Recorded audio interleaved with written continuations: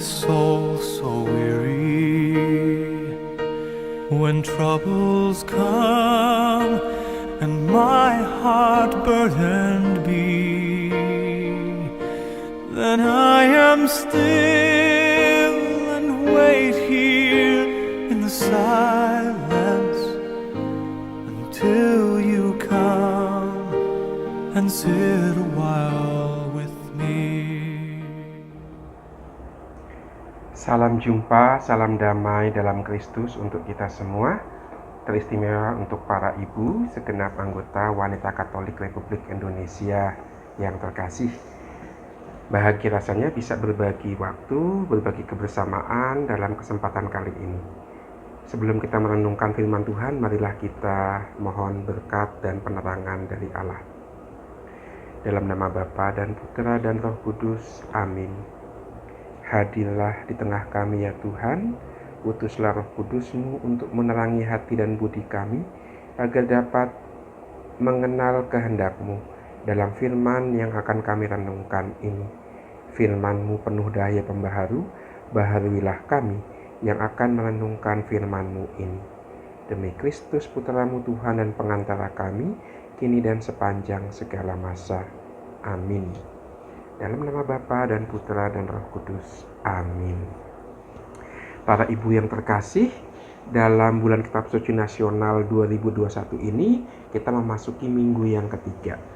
Dan tema yang ditawarkan di minggu yang ketiga ini adalah Yesus, sahabat orang yang menderita. Bacaan diambil dari Injil Lukas bab 10 ayat 25 sampai dengan 37. Di situ kita menemukan perumpamaan orang Samaria yang baik hati. Kita mulai dari tema. Temanya adalah Yesus, sahabat orang yang menderita.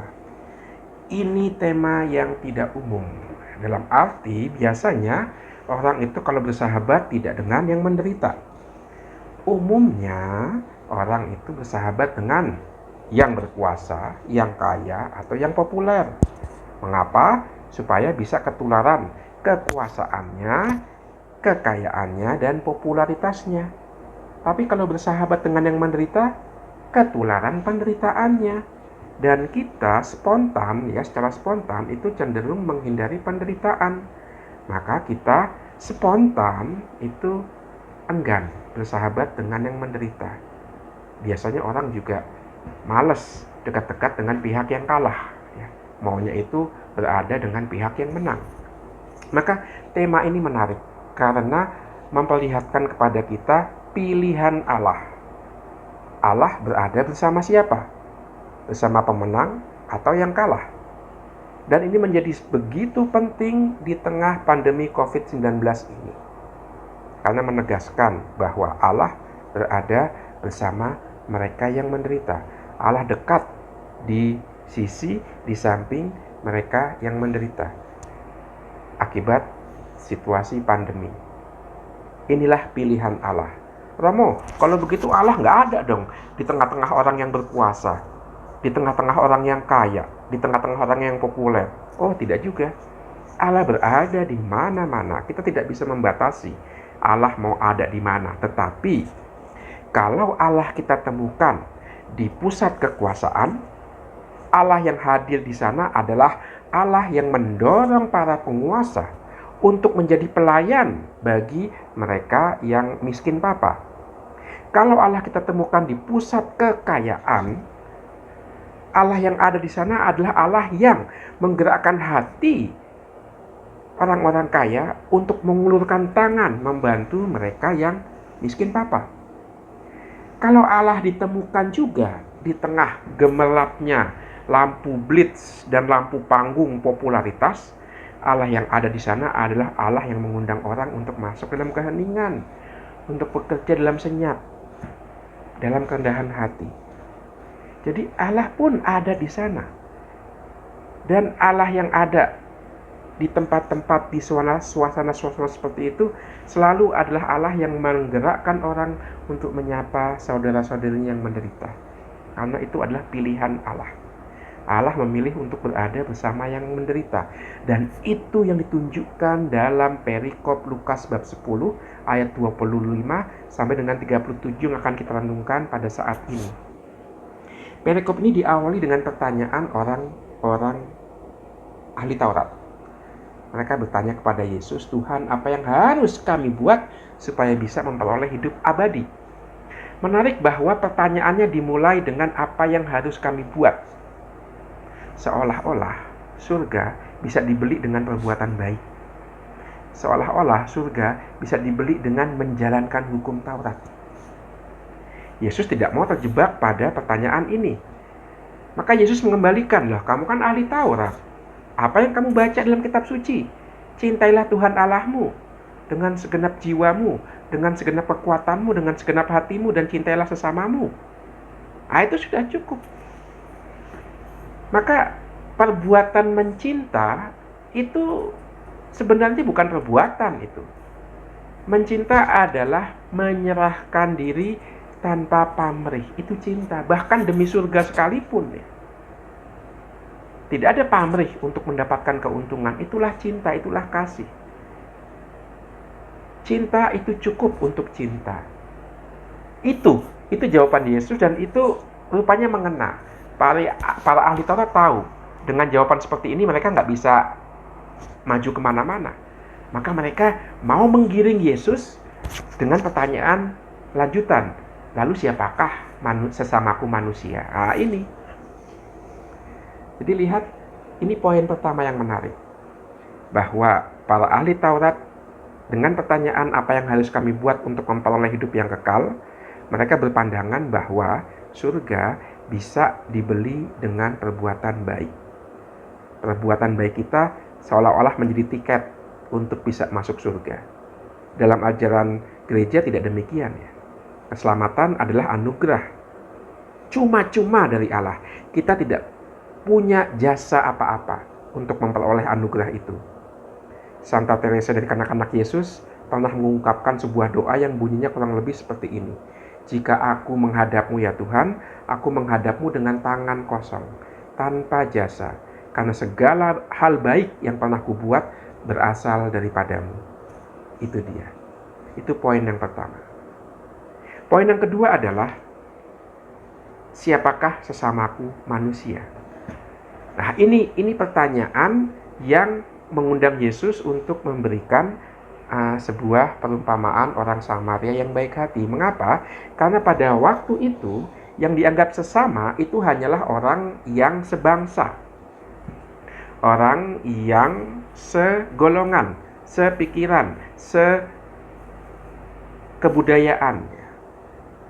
Jadi sebenarnya sesamaku manusia bagi ahli Taurat adalah sesama orang Yahudi. Maka mereka pun bertanya, lalu siapakah sesamaku manusia? Apakah aku harus mengasihi sesama orang Yahudi saja? Atau juga yang non-Yahudi pun harus aku kasihi? Maka Yesus memberikan perumpamaan ini. Ada seseorang turun dari Yerusalem ke Yeriko. Kemungkinan besar untuk dagang ya. Itu sebabnya mengapa dia dirampok habis-habisan. Habis-habisan artinya apa? Tidak ada yang tersisa. Kemungkinan besar juga pakaiannya diambil ya. Dan dia dipukuli setengah mati itu. Maka kalau nggak ditolong dalam waktu singkat dia akan mati. Inilah kondisi orang yang menderita. Dan yang menarik apa? Yang menarik adalah Yesus menampilkan dua orang yang tidak memilih berada di pihak dia yang sedang sekarat itu. Yang satu imam, yang satu orang Lewi. Imam itu memimpin upacara keagamaan di bait Allah. Orang Lewi itu dalam tanda kutip seperti kostum yang membantu imam menyiapkan peralatan dan seterusnya. Dengan alasan saya tidak boleh bersentuhan dengan darah karena membuat saya najis dan tidak pantas mempersembahkan kurban di bait Allah, mereka memilih untuk tidak berada di samping orang yang menderita. Dengan kata lain, dari kisah ini kita bisa melihat, kita punya sejuta alasan untuk tidak menolong. Itu kecenderungan kita. Persis seperti yang dipilih oleh imam dan orang Lewi itu. Dan Paus Fransiskus mengatakan, sebenarnya posisi imam dan orang Lewi ini tidak berbeda dengan posisi para perampok. baik para perampok maupun imam dan Lewi sama-sama tidak melakukan sesuatu untuk menolong orang yang menderita. Menarik bahwa orang yang dekat dengan kesucian, dengan doa-doa, kok posisinya sama dengan para perampok, para pembunuh. Tidak melakukan apa-apa. Tidak berada di sisi orang yang menderita. Sebaliknya, ada orang Samaria, musuh orang Israel. Apa yang dia buat? Dia menghentikan rencana perjalanannya. Dia berada di sisi orang yang sekarat. Dan dia kemudian menuangkan anggur dan minyak ke atas luka-luka orang itu. Menarik anggur dan minyak. Kedua-duanya adalah bahan pokok yang mewah untuk orang-orang Yahudi. Anggur hanya untuk pesta.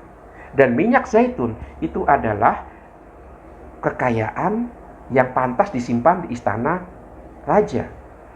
Keduanya ditumpahkan di atas luka orang yang sekarat itu. Dan yang menarik apa? Orang Samaria melakukan itu karena digerakkan oleh belas kasihan. Dalam Injil Lukas, kata digerakkan oleh belas kasihan hanya ditemukan 3 kali. Yaitu 1, ketika Yesus melihat janda di Nain yang menangis karena anaknya yang tunggal meninggal. 2, ketika Yesus melihat orang banyak pergi tanpa makan. Dan yang ketiga, dalam perumpamaan kali ini, dengan kata lain, siapakah orang Samaria yang baik hati ini? Tidak lain dan tidak bukan adalah Yesus sendiri. Yesus yang digerakkan oleh belas kasihan. Maka, saudari sekalian, orang Samaria yang baik hati itu adalah Yesus sendiri. Dia pun di tengah pandemi ini digerakkan oleh belas kasihan untuk berada di samping mereka yang menderita, untuk berada di samping kita jika kita menderita di tengah pandemi ini. Itulah Yesus. Dan dia mencurahkan anggur dan minyak zaitun. Apa itu? Lambang Roh Kudus, roh penghiburan, roh kekuatan, membasuh dan menyembuhkan luka-luka kita, meringankan beban kita. Itulah yang dibuat Yesus. Berada di samping mereka yang menderita dan mencurahkan rohnya sendiri kepada mereka. Semoga apa yang kita dengarkan dari perwahyuan Allah sebagai Dia yang berada dekat dengan penderita menguatkan kita, khususnya di tengah masa-masa yang tidak mudah ini. Tuhan Yesus memberkati. You raise me up so I can stand on mountains. You raise me up to walk on stormy seas. I am strong when I am on your shoulders. You raise me up to more than I can be.